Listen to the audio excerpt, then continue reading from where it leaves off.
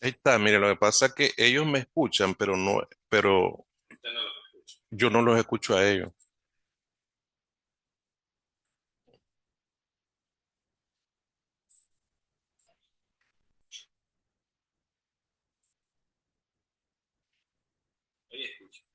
No, ahí sí.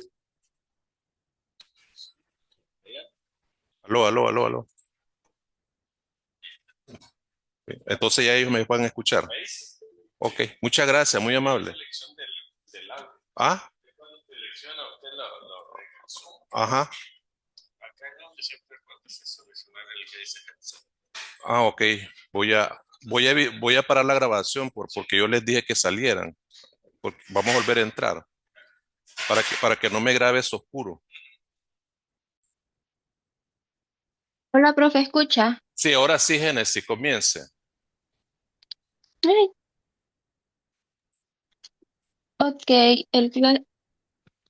el caso que escogí fue uno que usted había presentado, para la simulación, el de Siria. Ajá, Ok, la situación de Siria continúa presentando unos desafíos más complejos para la comunidad internacional, pues más de una década de conflicto ha dejado al país profundamente fragmentado en lo político, lo territorial y lo social.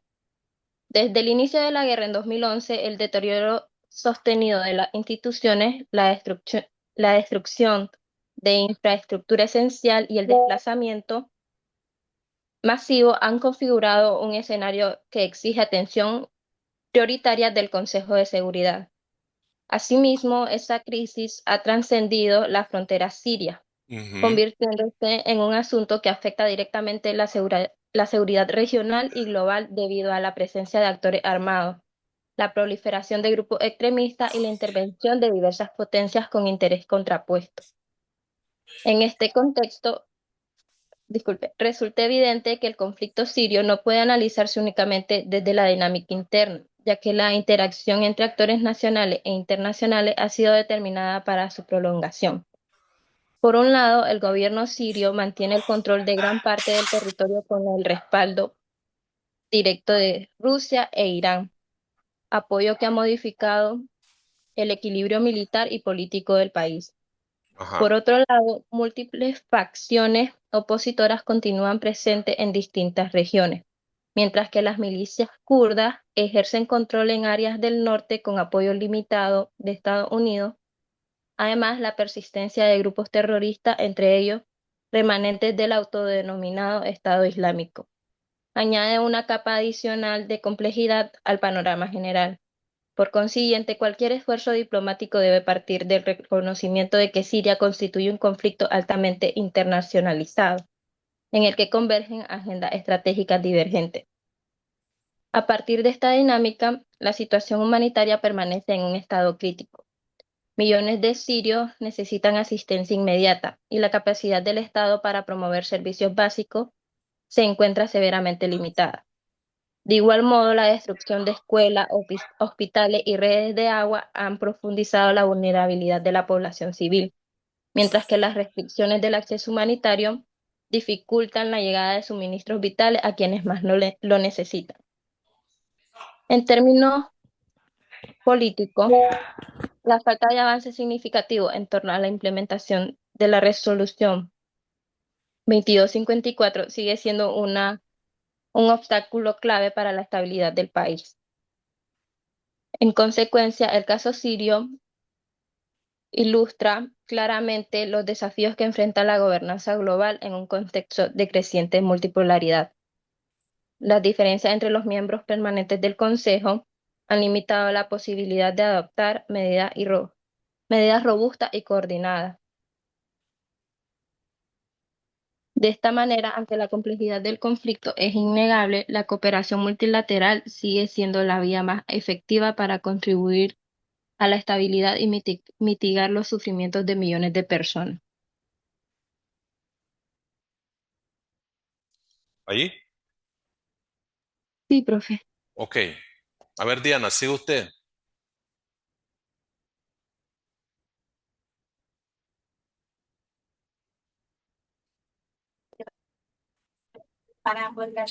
Hola, buenos días. Mi nombre es Diana y en esta sesión represento el Reino Unido dentro del Consejo de Seguridad de las Naciones Unidas. Este, el análisis que presentaré aborda cómo la crisis en Siria refleja los desafíos de la gobernanza global en un contexto multipolaridad, así como la postura oficial del Reino Unido respecto a la seguridad internacional, derechos humanos y soluciones políticas duraderas. La guerra en Siria, iniciada en 2011, es uno de los conflictos más complejos del siglo XXI, caracterizado por actores múltiples, gobierno sirio, grupos armados no estatales, po- potencias y extranjeras. Crisis humanitaria, más de 6 millones de desplazados e internos, más de 5 millones de refugiados, uso documentado de armas químicas, ataques contra hospitales y destrucción de infraestructura civil, bloqueos políticos en el Consejo de Seguridad debido a vetos y rivalidades entre grandes potencias. Este escenario demuestra cómo la multipolaridad actual dificulta la acción colectiva, pero también abre espacios para nuevas alianzas humanitarias. El rol que ha tomado el Reino Unido ha mantenido una postura consistente basada en tres principios: defensa de los derechos humanos y del derecho internacional humanitario. Muy bien, Ha denunciado ataques contra civiles y ha apoyado mecanismos de investigación independientes, respaldo de trabajo del INM para documentar crímenes de guerra, promoción de acceso humanitario seguro, búsqueda de una solución política y realista. perfecto.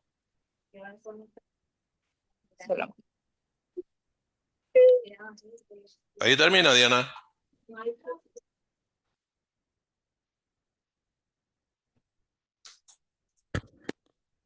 Danieli,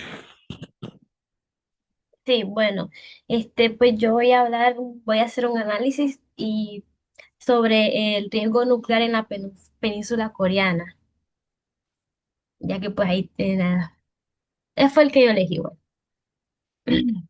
Bueno, la península coreana continúa siendo uno de los focos de tensiones más relevantes pues, para la seguridad internacional. Corea del Norte ha incrementado sus ensayos balísticos y nucleares, pues violando la resolución del Consejo de Seguridad. El avance hacia un sistema internacional multipolar caracterizado por la competencia entre grandes potencias, pues ha fragmentado la capacidad del Consejo de Seguridad para responder de forma unificada. En el caso de Corea del Norte, las tensiones entre Estados Unidos, China y Rusia han limitado la adopción de nuevas sanciones o resoluciones. Esta falta de consenso debilita la gobernanza global al impedir acciones colectivas orientadas a frenar la proliferación nuclear, una amenaza reconocida por el artículo 39 de la Carta de la ONU. Desde la perspectiva de Corea del Sur, esta fragmentación dificulta la estabilidad regional e incrementa los riesgos de una escalada militar. El ah, programa nuclear norcoreano viola numerosas resoluciones del Consejo de Seguridad, incluyendo las resoluciones 1718, 1874 y la 2375. Además, la retirada norcoreana del Tratado No Proliferación Nuclear, la TNP, en 2003 ha sido ampliamente considerada irregular, dado que incumplió los procedimientos estipulados. El Consejo de Seguridad, conforme a los artículos 24, 39 y 42 de la Carta de la ONU, tiene la competencia para determinar amenazas a la paz y adaptar medidas coercitivas, incluyendo sanciones. Sin embargo, la falta de consenso entre los miembros permanentes pues limita la capacidad de respuesta. Las violaciones sistemáticas de derechos humanos en Corea del Norte, documentadas por la ONU, incluyen detenciones arbitrarias, torturas, represión política y la existencia de campos de prisioneros. Esta situación interna pues agrava la crisis de seguridad porque fortalece un aparato estatal altamente militarizado y aislado. Desde mm, la perspectiva de Corea del Sur, los derechos humanos deben integrarse en las discusiones de seguridad, ya que la estabilidad regional depende también del bienestar de la población norcoreana. Ahora sí, recomendaciones de que Corea del Sur da ante el Consejo de Seguridad, pues Corea del Sur propone restablecer la unidad del Consejo para condenar los lanzamientos recientes y reforzar los mecanismos de monitoreo del programa nuclear, fortalecer la cooperación con la OIA para mejorar la verificación y vigilancia de actividades nucleares, crear un mecanismo especial de investigación sobre las violaciones de derechos humanos en la República Democrática de Corea y promover un enfoque integral de seguridad combinando presión diplomática, asistencia humanitaria y diálogo multilateral, multinivel. Bueno, como conclusión, tengo que la situación en la península coreana pues representa una amenaza persistente a la seguridad internacional y un desafío mayor para la gobernanza global. La multipolaridad complica la capacidad del Consejo de Seguridad para actuar de manera coordinada, debilitando la arquitectura de seguridad colectiva. Corea del Sur reafirma que solo una respuesta multilateral, sólida, coherente y basada en el derecho internacional puede contener la proliferación nuclear en la región y avanzar hacia una estabilidad duradera. Gracias. Excelente, Danieli. Muy bien, buen trabajo. A ver, pues, Diana ya pasó. Jordales. Sí, buenos días. ¿Me escucha, profe? Sí, claro. Muy bien. Bueno, yo hablaré acerca del Consejo de Seguridad discutiendo sobre Sudán. Sí. Sudán ha enfrentado tensiones desde antes de su independencia en 1956, principalmente por la desigualdad entre el norte árabe musulmán y el sur africano cristiano, lo que provocó dos guerras civiles prolongadas, aunque la independencia de Sudán del Sur en 2011 alivió parcialmente estas tensiones. El país sigue afectado por conflictos internos como la confrontación actual en las Fuerzas Armadas de Sudán y las fuerzas de apoyo rápido, lideradas por Mohamed, estas dos fuerzas luchan por el control político y militar del país. Ya desde una perspectiva del Consejo, el Consejo aborda la situación considerando el trasfondo histórico marcado por décadas de inestabilidad política, desigualdad regional y tensiones entre centros de poderes militares y civiles que nunca lograron consolidar una transición sólida. Las causas estructurales de este conflicto incluyen la fragmentación institucional, la militarización del Estado, disputas étnicas prolongadas, disputas también de cultura y religiosa, y la falta de mecanismos inclusivos de gobernanza, perdón. Mientras que el detonante inmediato fue la ruptura entre estas dos fuerzas, las Fuerzas Armadas de Sudán y las Fuerzas de Apoyo Rápido, durante el último proceso de transición posterior a la caída del presidente al-Bashir. En sus sesiones, el Consejo examina cómo esta confrontación ha reducido un colapso casi total de este Estado, que ha llevado a una emergencia humanitaria de grandes dimensiones. Millones de personas han sido desplazadas, miles de personas también han sido asesinadas y también la destrucción de infraestructura, hospitales, escuelas y, como ya había mencionado, la ola de desplazamientos que no afecta solo a Sudán, sino también a países vecinos, creando un impacto regional. Asimismo, también se evalúa la efectividad de las acciones previas, como una misión conjunta que se ha desarrollado que ONU, Unión Africana, y también la remisión de estos crímenes a la Corte Penal Internacional. Aunque esto representa pues avances positivos, estos han sido insuficientes para prevenir este conflicto debido a restricciones operativas, falta de recursos y resistencia política dentro del país. Finalmente, el Consejo reconoce asimismo que reconoce sus limitaciones, especialmente los desacuerdos entre los miembros permanentes, también la dificultad para aprobar resoluciones vinculantes y todo esto reduce la capacidad de una respuesta colectiva, dejando en claro que la crisis de Sudán evidencia tanto la gravedad del conflicto como las debilidades del sistema multilateral para actuar con rapidez y eficacia en este contexto. Además de que el Consejo no cuenta con el poder coercitivo para intervenir sin que esto sea considerado como una violación a la soberanía de Sudán. Excelente, Muchas gracias. Jordale. Excelente, Jordale. Me Gracias. Bueno. gustaría hablar. Ah, Me gustaría hablar. Yaliesca, a ver, Yaliesca, diga. Buenos días. El tema que elegí es sobre Afganistán después del 2021 como un espejo de la multipolaridad emergente, perdón, porque ya en clase anterior habíamos tocado el tema de la multipolaridad. Sí, Entonces, Afganistán se ha convertido en un escenario fundamental para observar cómo se reconfigura el sistema internacional hacia un orden multipolar, donde las diferentes potencias como son Rusia, India, Pakistán, Irán, Turquía y los actores regionales compiten por la influencia, los recursos, la estrategia y las potencias geopolíticas. Según lo que nos basa la historia, durante 20 años, Afganistán fue uno de los pilares de la política exterior de los Estados Unidos, un símbolo de la guerra contra el terrorismo y un laboratorio de construcción estatal. Sin embargo, la decisión de retirar sus tropas reveló varios factores, como son la fatiga imperial y el alto costo económico, la pérdida de la legitimidad interna, las prioridades desplazadas hacia lo que es China y el Indo-Pacífico, y la desconfianza en la gobernabilidad afgana, generando limitaciones del poder militar estadounidense. Tras la retirada de Estados Unidos y la toma de Kabul por el Talibán en agosto de 2021, este caso sí fue llevado al Consejo de Seguridad, donde se reunieron de manera inmediata en las sesiones llamadas de emergencia. Estas primeras reuniones reflejaron un entorno de alarma internacional, pues sin embargo, desde el comienzo quedó claro de que no existía una posición unificada sobre cómo relacionarse con el nuevo régimen. El Consejo claramente había condenado la violencia y expresó su preocupación por la seguridad de lo que son los civiles y pidió que el país no volviera a convertirse en un refugio para lo que Estados Unidos temía, que era un grupo terrorista.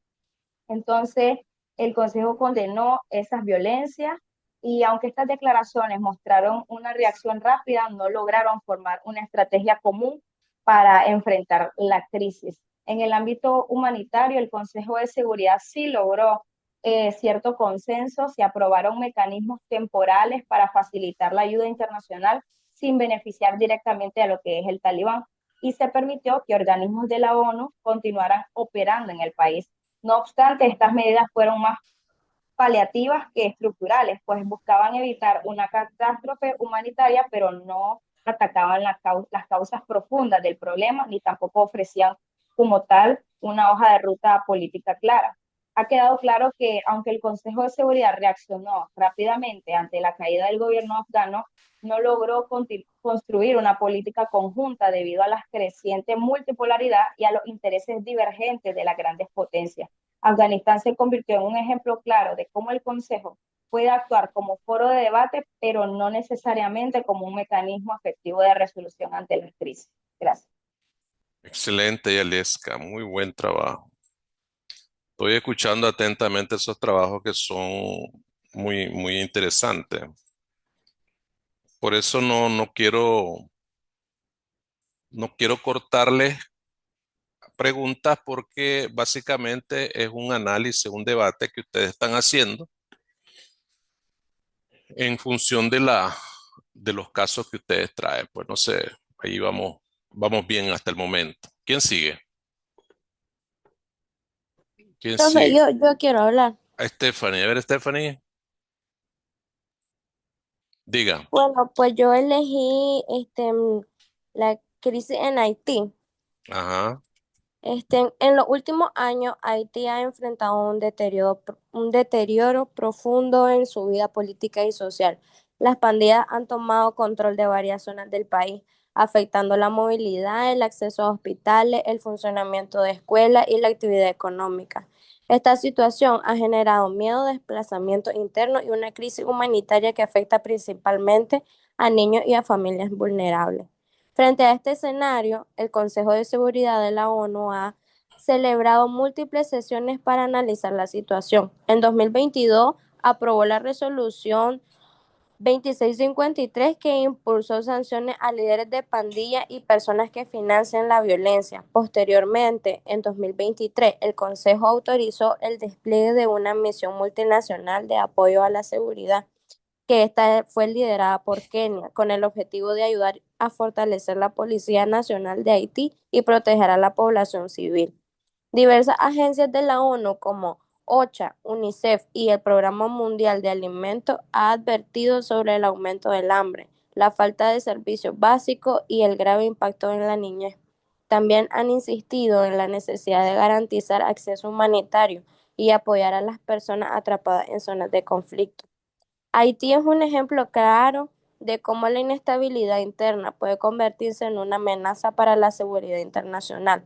Por esa razón, la ONU ha insistido en la importancia de un acuerdo político dentro del país que permita retomar la estabilidad, organizar elecciones y reconstruir sus intenciones. En conclusión, la crisis en Haití demuestra la necesidad de cooperación internacional, de apoyo humanitario inmediato y de acciones coordinadas entre la comunidad global para ayudar a un Estado miembro que enfrenta una situación extremadamente compleja. Ok, bueno, queda Cristel. A ver, Cristel. Profe, bueno, después de Cristel paso yo. Del- Sí, yo tengo el mismo caso sobre Haití, profe. Bueno, hágame un resumen, un análisis ahí, corto. Eh, sí, bueno, como Stephanie le explicaba antes, pues de 2021 Haití enfrenta una gran crisis después del asesinato del presidente en ese entonces, Jovenel Moïse, y pues desde ese tiempo el país no tiene instituciones estables. No tienen un presidente, no tienen un parlamento y las pandillas pues controlan más del 80% de la capital. Y Ujú. esto ha provocado muchos secuestros, violencia extrema, migración masiva y también, como le decía ella, la falta del acceso a los alimentos y también a la salud. Y bueno, esto cómo afecta más que todo a la región, pues como lo dije antes, por la migración masiva que se da especialmente a países como República Dominicana y Estados Unidos. Y bueno, porque esto es básicamente un tema importante para el Consejo de Seguridad de la ONU. Bueno, lo es porque el Estado ha perdido el control sobre el territorio y la violencia también amenaza a la paz y a la seguridad internacional y pues por la crisis humanitaria que impide la protección de los derechos humanos básicos. Y de acuerdo con el capítulo 7 de la Carta de la ONU, el Consejo de Seguridad tiene la facultad de actuar cuando la estabilidad de un país, en este caso Haití, pues supone una amenaza para la región o para el orden internacional. Y uno de los desafíos principales para resolver la crisis es la fuerza que las pandillas han estado tomando, porque cuentan con armamento pesado, con recursos financieros y también sobre el control territorial que tienen. Y también pues por la debilidad de básicamente casi todo el estado de Haití, porque la policía ha estado perdiendo muchísimo control sobre las pandillas, no es algo que ellos puedan controlar tan fácilmente. Y hablando sobre la multipolaridad en este caso, pues digamos que puede complicar un poco la respuesta internacional, ya que los países grandes como Estados Unidos, China o Rusia pueden tener intereses o prioridades distintas y al no ponerse de acuerdo pueden generar más inestabilidad. Y también las negociaciones dentro del Consejo de Seguridad se vuelven un poco más lentas y complejas. Y por último, los vetos o los desacuerdos bloquean las acciones urgentes para ayudar al país. Bueno, en conclusión, Haití enfrenta pues un colapso estatal que afecta no solo al país, sino también a toda la región. Y la comunidad internacional pues tiene el rol clave para buscar una solución que pues no necesariamente sea simplemente por parte de ellos, sino también liderado por los propios haitianos. Es decir, que ayudemos de manera concisa al país, no solo llegar y poner, sino simplemente guiarlos hacia un mejor futuro. Excelente, Cristel. Muy buen trabajo. A ver, Estefanía Valdelomar, está levantando la manito. Sí, profe, yo creo que ya solo yo quedo. Y bueno, voy a tratar de Después de hacerlo vos, después de Falto vos voy yo yo. también. Yo Ah, bueno. también. Bueno, pues, profe, voy a tratar de hacerlo rapidito también. Bueno, yo había escogido el tema de Somalia y bueno, por lo que vi, varias personas nos fuimos así por países africanos y también por algunos países asiáticos. Y bueno, Somalia, resistencia en medio del silencio mundial. Un poco del contexto general de Somalia. Somalia vive una crisis más compleja y menos visibilizada del mundo. Es un país que enfrenta simultáneamente conflicto armado, terrorismo, desplazamientos masivos, colapso ambiental e inseguridad alimentaria extrema. O sea, aquí como palabra clave podemos tener de que es muy invisibilizada, es un conflicto invisibilizado y que enfrenta un cúmulo de problemas al mismo tiempo. Luego podemos pasar a la seguridad y conflicto. Sí, La amenaza persistente de Al-Shabaab.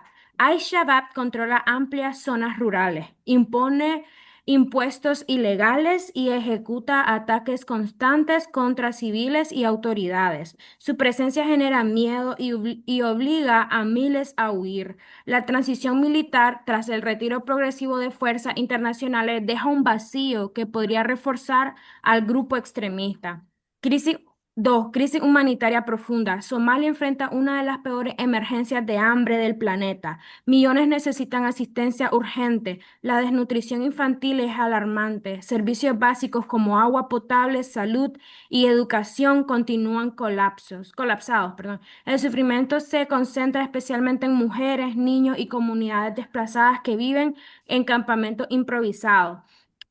O sea, solo basta con buscar en Google Somalia y las imágenes son demasiado desgarradoras. El ver pues cómo los niños están muriendo de hambre literalmente. En el punto 3 tenemos el cambio climático, el enemigo silencioso. Somalia es uno de los países más afectados por el cambio climático, aunque casi no contribuye a él. Sequía extrema, seguidas de inundaciones repentinas, destruyen cultivos, ganados y hogares. Cada desastre climático provoca nuevos desplazamientos y alimenta la inestabilidad social. También la piratería y la seguridad marítima. En los últimos años han resurgido la piratería en aguas somalíes. La falta de recursos navales y el control criminal en zonas costeras facilitan ataques que afectan rutas globales de comercio y energía. Esto convierte a Somalia en un punto estratégico para la seguridad internacional. Somalia no es solo un país en crisis, es un símbolo de cómo la humanidad puede resistir incluso en las tormentas más duras. Y también una pregunta ya para concluir, ¿por qué Somalia busca ayuda del Consejo de Seguridad Internacional de la ONU, de Naciones Unidas, perdón, de la ONU?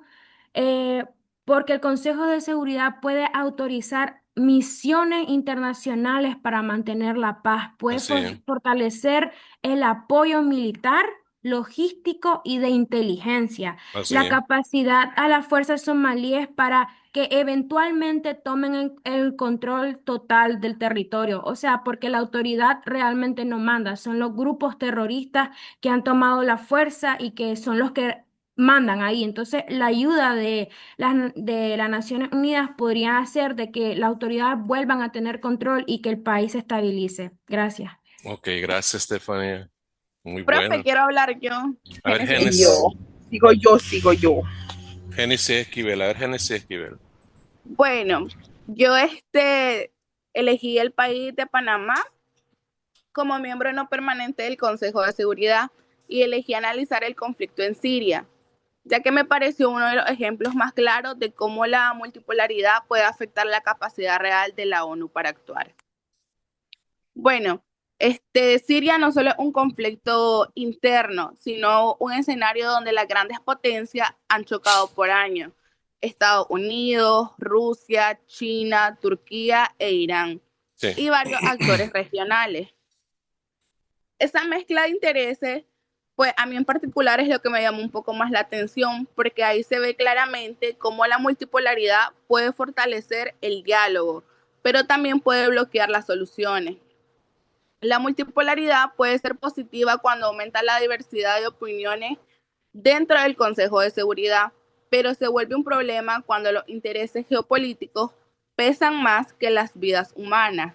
Siria es el mejor ejemplo, ya que muchas resoluciones humanitarias no pasaron simplemente por el veto de potencias que apoyaban a bandos distintos. Y al ver esto desde la postura de Panamá, yo me enfoqué en cómo un país pequeño debe posicionarse en medio de esas tensiones, ya que Panamá no busca o sea, ya que Panamá no se tiene que alinear con potencias, sino defender los principios, los Así es. derechos humanos, corredores humanitarios, descalamiento y mediación neutral.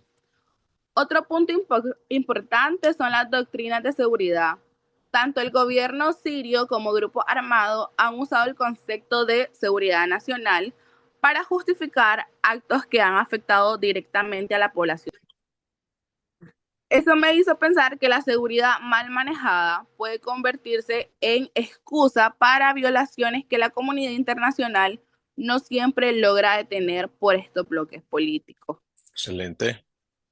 En conclusión, este caso explica pues cómo funciona realmente la gobernanza global, más allá de lo que se explica en teoría, y sobre la importancia de que países como Panamá, que son países pequeños, defiendan postura ética incluso cuando las potencias no lo hacen.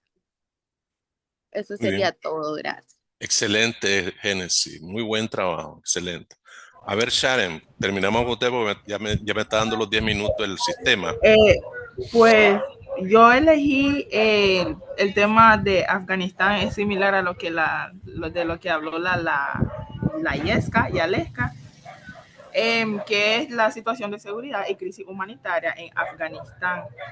Bueno, desde la toma de poder por parte del Talibán en 2021, el país ha entrado a un ciclo profundo de deterioro político, social y económico. La falta de gobierno reconocido internacionalmente, la ausencia de instituciones funcionales y la fragmentación interna del propio Talibán han debilitado en extremo la gobernanza y el Estado de Derecho. Esta situación ha permitido que actores violentos como la ISIS-K incrementan su presencia y sus ataques, afectando gravemente a la población civil y desestabilizando a toda la región. Más del 90% de la población vive hoy bajo la línea de pobreza y millones de personas enfrentan inseguridad alimentaria severa. Las sequías recurrentes combinadas con el colapso económico han superado la capacidad de respuestas de las agencias humanitarias, cuya labor se ve restringida por las acciones del gobierno de facto. A esto también le sumamos la situación de las mujeres y niñas afganas. Estas quienes sufren violencias sistemáticas de sus derechos fundamentales, la prohibición del acceso a la educación secundaria y universitaria, así como las restricciones a su participación en la vida pública y laboral, constituyen un retroceso sin precedentes y una violación directa de los principios que este Consejo está llamado a defender. Bueno, también a esto pues le proponemos las siguientes líneas que les voy a mencionar a continuación. El primero es fortalecer un mecanismo internacional de monitoreo y cooperación antiterrorista, centrada en contener el avance del ISIS-K y organizaciones armadas que amenazan la paz regional.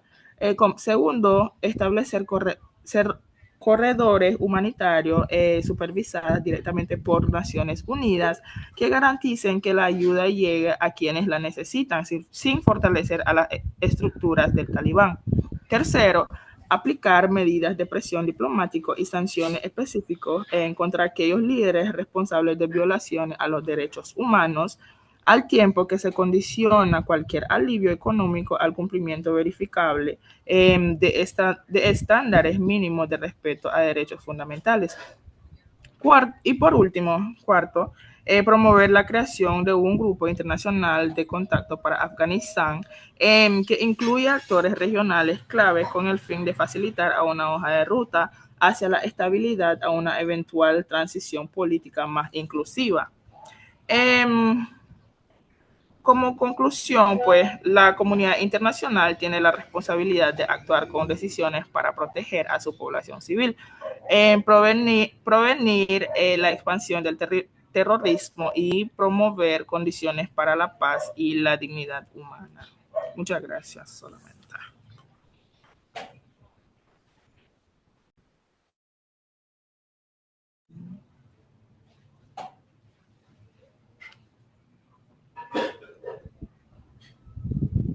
Perdón. Hola. Excelente, Sharon, excelente. Buen trabajo, buen trabajo. Bueno, queda pues decir de que ha sido un arduo trabajo desde que comenzamos el curso, un curso muy importante, un curso muy interesante para los estudiantes de Relaciones Internacionales y no solo para los estudiantes de Relaciones Internacionales, sino para los estudiantes de Derecho, Comunicación, estudiantes de Sociología, etcétera, etcétera. Son temas tan relevantes que tienen que ver con el día a día de las relaciones internacionales entre los países. Em, Voy a revisar los trabajos que ustedes mandaron, ¿verdad? A la plataforma y Profe, todavía no está habilitada. no está habilitada, no se lo han habilitado. Voy a hablar, yo voy ahorita para allá con el profesor Filadelfo, voy a ir a firmar unos exámenes de reprogramación que hicieron los muchachos. Entonces ahí voy a hablar con él de que no está habilitada para que se les habilite y que ustedes suban el análisis o el trabajo que ustedes hicieron. El examen viene bastante interesante también, pero yo creo que ese examen voy a hablarlo con él si lo podemos hacer presencial allá o virtual, pero me gustaría más presencial porque a veces estos problemas lo que pasa es que como después quedé con el problema de la computadora he andado del timbo al tambo, ¿verdad? Buscando cómo hacerla, pero ahorita estoy en proceso pues de otra computadora para no tener estos problemas, porque además las utilizo para mis trabajos personales, entonces, por ese motivito nada más.